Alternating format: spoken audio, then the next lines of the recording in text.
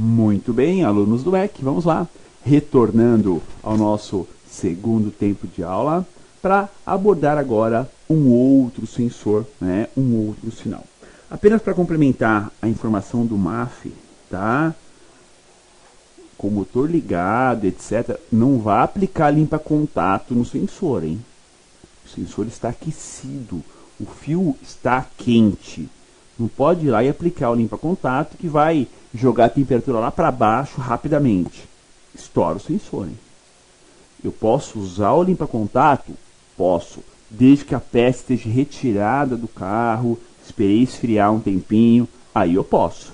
Por quê? De temperatura ambiente, 20, 30 graus para zero, a diferença não é grande.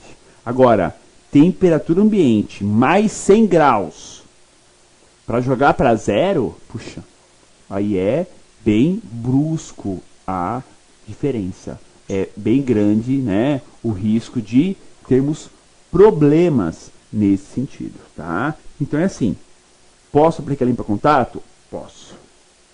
Só tomar cuidado para esperar o sensor esfriar e aí sim fazer a devida aplicação, para não correr riscos, pessoal.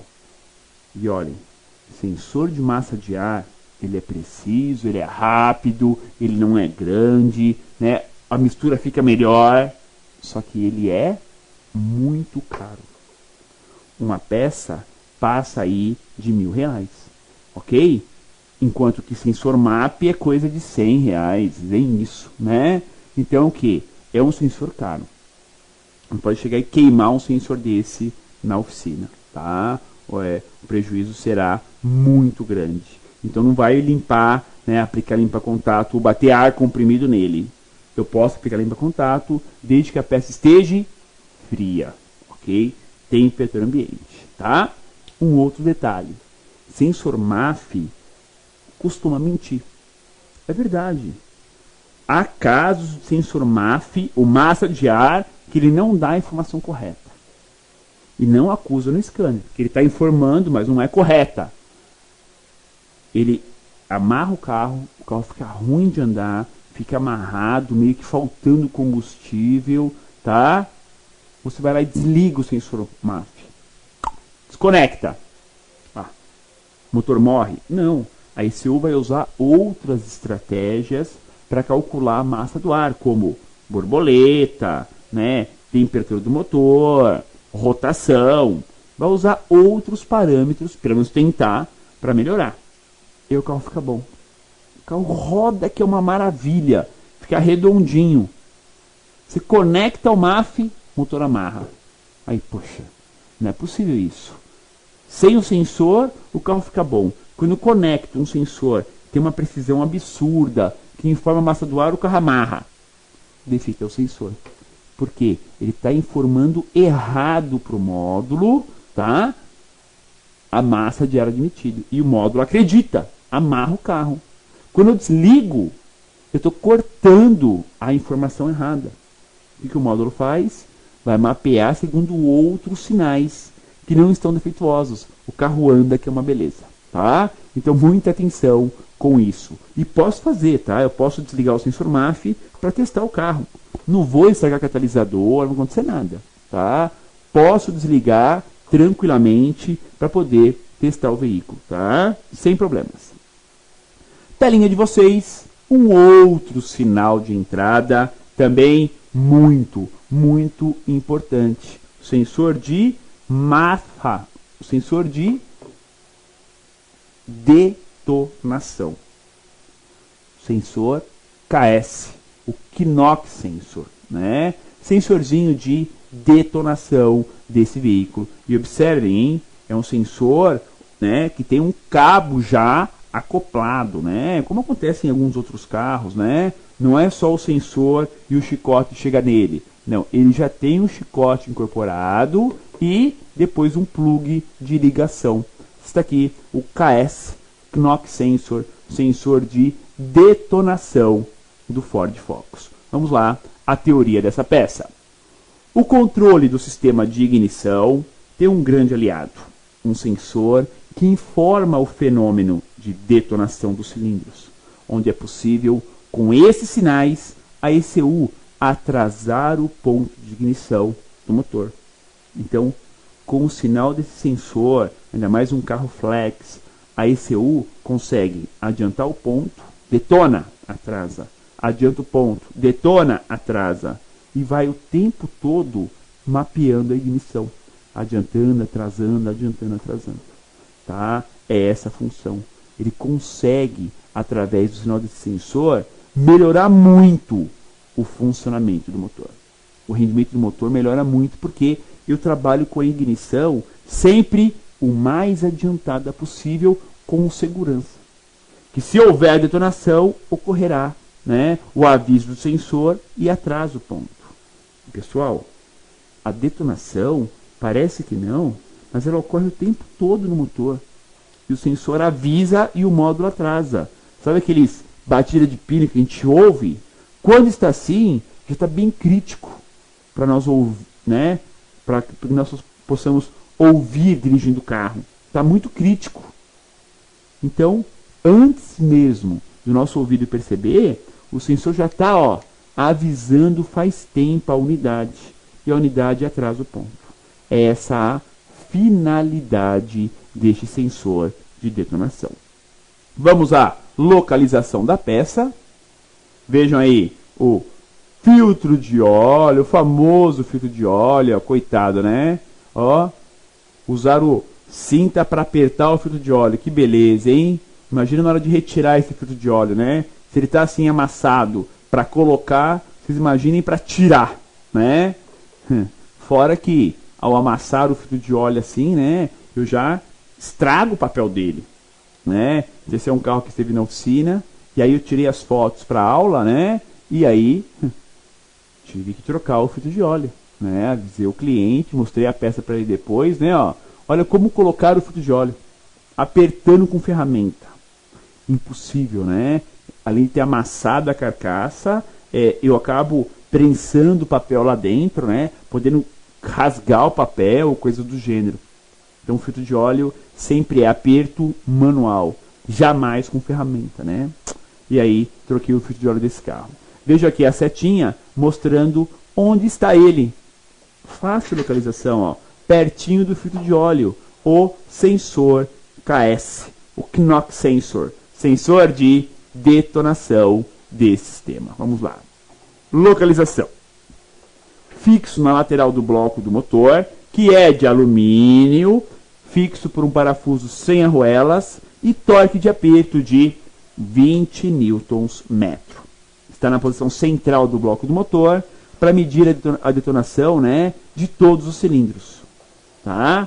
Ó, a foto novamente, ó. Olha o bloco que é de alumínio, ó. O filtro de óleo está mais ou menos no meio do bloco e o sensor de detonação lá em cima, já na região, né, próxima à região quente do motor, né, a região dos anéis de pistão.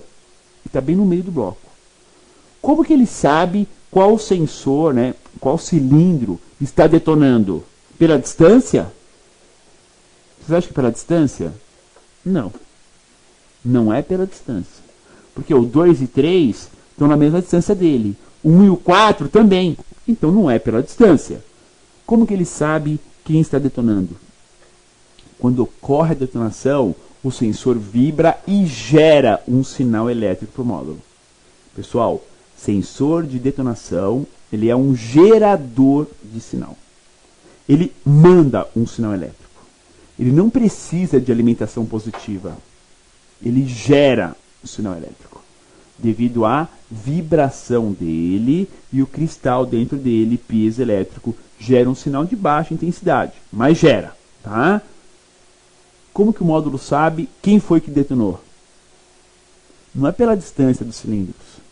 Quando o módulo recebe informação do sensor que houve a detonação, é só o módulo olhar para trás e ver, pelo seu mapeamento, qual foi o último cilindro que detonou. Ah, aqui foi o último, o terceiro? Tá bom. Na próxima rodada, o terceiro cilindro receberá um menos 3 graus. O que é menos 3 graus? Na ignição, vai atrasar o ponto de ignição em 3 graus. Menos 3, tá? E os outros que não detonaram ganham meio ponto, soma meio grau no avanço. Então é assim, é o tempo todo tirando grau de quem detona e avançando de quem não detona. Não fica estática a ignição, pessoal. Por isso que funciona muito bem, melhora muito o desempenho do carro, porque não fica estática. Ou seja, ele está o tempo todo adiantando ponto e atrasando ponto. Se fosse analisar, tá, a ignição com lâmpada de ponto no carro, e esse carro dá, né, porque tem cabo de vela, né, dá para ligar a lâmpada de ponta, pistola estroboscópica e olhar uma marca fixa que você pode marcar ali no virabrequim. Vamos ver o seguinte: a piscada da lâmpada de ponto não fica estático. Você pode segurar o motor acelerado ou mesmo em lenta, ele fica assim, ó, o tempo todo. Não fica pumba, parado. Pode pegar um carro que não tenha o mapeamento da ignição, assim, com sensor de detonação. Quando você vê um ponto, só para identificar, né, para entender, fica paradinho. Se você manter o motor a 2.000 giros, ele vai avançar e vai ficar paradinho. Quando tem detonação, né, o sensor de controle, ele fica assim, ó. Porque o tempo todo adianta, depois atrasa. Adianta, depois atrasa. Ou adianta, adianta, adianta, atrasa. Adianta, adianta, atrasa. Se detona 2 vezes seguida, atrasa, atrasa. Não importa. O importante é que ele está o tempo todo mexendo nos avanços e melhorando o funcionamento do motor. Quais as ligações desse sensor de detonação com ela, né? Com a ECU, a unidade de controle eletrônico? Vamos lá, vamos ver as ligações do chicote desse sensor. São 2 fios apenas, então lá no sensor são só 2 fios. Pino 1 ligado ao B107, pino 2 ligado ao B106. Pino 1 é a resposta do sinal, né? O pino 2 é um aterramento. E tem ainda uma malha negativa de aterramento ao pino B087. Então é assim, o que sai do módulo e vem até a junção, a ligação, são 2 fios. Só que por fora deles tem uma malha negativa, ó, 2 fios e uma malha por fora, para não interferir, para que não tenha interferência no sinal desse sensor, campo magnético externo, tá? Então, do módulo saem 3 fios, B107, B106 e B87, mas que chega no sensor só o B107 e B106. O 87 é uma malha de aterramento. Por quê? Não pensem que ele gere, né, esse sensor de detonação, que é um gerador de sinal, que ele vai gerar 12 volts, 5 volts. Nada disso. Ele é um gerador? É, mas é um gerador de sinal bem baixinho, bem fraco, mas gera. A ECU consegue captar esse valor e entender que está havendo a detonação. Então, se for analisar o sinal dele em tensão elétrica, corrente contínua, você não vai enxergar. Em corrente alternada, né, em VAC, você vai ver aí, quando ele está trabalhando, uma variação de 0,2, 0,3 volts, corrente alternada, né? VAC, você consegue. Mas quando ele estiver trabalhando, então o sinal dele é bem baixinho. Dá para captar? Dá. Com o osciloscópio dá para enxergar, mas não é um sinal muito nítido. Em corrente alternada também dá, mas também não é um sinal muito nítido. E também não tem tabela de comparação. Por quê? Como que eu vou simular? Batendo no parafuso dele. E aí depende da batida, né? Não tem como medir essa batida, né? Para saber se eu vou usar uma marreta de 500 gramas ou uma marreta de 5 quilos, né? É relativo isso, né? Quais outros testes eu posso fazer no sensor? Vamos lá, na telinha para vocês, né? Como não temos um valor de tensão definido como resposta, podemos testar o sensor através de osciloscópio ou tensão alternada, com simulação de pequenas batidas no parafuso do sensor. Então temos lá o parafuso do sensor torqueado com 20 newtons. Eu posso ligar o osciloscópio no sensor e ir lá e bater, né? Não com a marreta, né? Um martelinho pequeno, dar leves pancadas no parafuso, na cabeça do parafuso, para que o sensor simule, né, uma geração de sinal. Posso fazer isso tranquilamente. O ruim é que eu não tenho parâmetro. Ah, uma batidinha ele subiu tanto, uma batidona ele subiu mais. Não, eu não tenho esse parâmetro de teste, tá? Mas, pelo menos eu sei que ele está vivo, né? Ou seja, ele está mandando sinal. É muito raro, tá, esse sensor dar problema. O mais comum é torque de aperto do parafuso errado. Isso sim é o mais comum, ok? E para falar mais desse sensor, né, falar do seu funcionamento, vamos lá.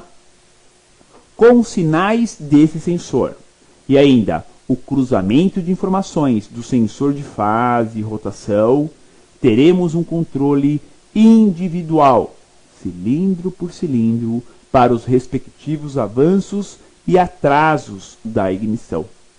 Então eu consigo, com esse funcionamento, né, melhorar o funcionamento do motor. Belezinha? Telinha de vocês, o conector de diagnose do Ford Focus e, como sempre, ela, a ECU, a unidade de controle eletrônico do motor. Vamos lá para mais uma dica. Mesmo sendo preciso, o sensor de detonação tem um limite de atuação pela ECU. Assim, o atraso do ponto de ignição do avanço é limitado. Se ultrapassar a faixa máxima, a ECU interpreta como falha no sensor. Então, se é um motor que foi montado sincronismo errado ou combustível muito ruim, o sensor vai trabalhar pra caramba, vai atrasar o ponto. Só que tem um limite. Passou desse ponto e continua detonando, o módulo entende que o sensor está com falha. Aí vai aparecer falha no sensor de detonação lá no scanner, ok? Perguntinha da nossa aula. É comum queimar o sensor de massa de ar, o MAF? Será que queima com facilidade? Resposta: não, é raro. Mas também há casos de informação errada do sensor que eu passei para vocês agora há pouco. Belezinha? Muito bem, alunos do MEC, vamos lá com o nosso plantão de dúvidas aqui no seu universo do mecânico. Perguntinhas da nossa aula. Magno Bertoldi perguntou: professor, é a ECU quem aquece o fio do MAF após ele ser resfriado? Quando o ar passa e tira calor do fio, quem aquece ele? O próprio sensor. Ele tem um circuito eletrônico que vai aquecer. É esse aquecimento necessário para compensar a queda de temperatura que vai para o módulo. Ou seja, o módulo recebe a informação da quantidade de ar admitido, da massa de ar, pelo sensor. Então não é o sensor que calcula, ele já recebe o sinal do sensor MAF. Tá? É importante mesmo entender isso. Ele já dá o sinal pronto. Tá? E quem que aquece o fio é o próprio sensor, o circuito eletrônico dele. Por isso que são 6 fios, 2 fios para medir o ar, né? Os outros 4 para alimentar esse circuitinho eletrônico e mandar para a ECU o valor. E esse próprio circuito é que faz o aquecimento. Podem ver na parte de alimentação elétrica. Ele recebe o quê? Tensão da bateria. Tensão da bateria ele recebe. Não pode observar isso. Para poder aquecer, ele não recebe 5 volts para funcionar. Ele recebe tensão da bateria. Ok? Outra perguntinha selecionada. Também o Magno Bertoldi enviou. Esse sinal do MAF já chega na ECU calculado ou a ECU precisa fazer esse cálculo da quantidade de ar? Já chega calculado. O que a ECU precisa fazer? Cruzar a informação. Está entrando tanto ar. Qual cilindro vai injetar agora? É o primeiro. E a ignição? É no quarto. Entenderam? É só cruzar as informações para poder comandar a injeção de combustível, a ignição e tudo mais. Por quê? Só a informação da massa do ar não é suficiente, o motor não funciona. Precisa da informação da rotação, da fase do motor. São informações necessárias. E assim a gente tem o quê? Uma forma de calcular com precisão isso tudo. Então, o sensor envia o sinal e a ECU já sabe a massa do ar. É só agora cruzar a informação com os demais sinais de entrada. Belezinha? Perguntas da aula foram só essas duas, tá? Finalizamos aqui mais uma aula no seu Universo do Mecânico. Obrigado por nos acompanhar. Semana que vem teremos a quarta aula sobre sensores do sensor, né? Os sensores do Ford Focus 1.6, 16 válvulas, motor Sigma, né? Então semana que vem fechamos a aula de sinais de entrada desse sistema. Belezinha? Ficamos por aqui. Um grande abraço a todos e até a nossa próxima aula. Olá, meus amigos reparadores. Meu nome é Leandro Lúcio, eu sou gerente de assistência técnica da Valclay Aquecimento. Estamos aqui hoje para passar para vocês mais uma dica bacana da Valclay Aquecimento para vocês. Olá, pessoal. Mais uma vez aqui com a dica da Valclay. Hoje uma apresentação da nossa nova linha de produtos, né? Visando aí sempre a real necessidade do nosso amigo reparador.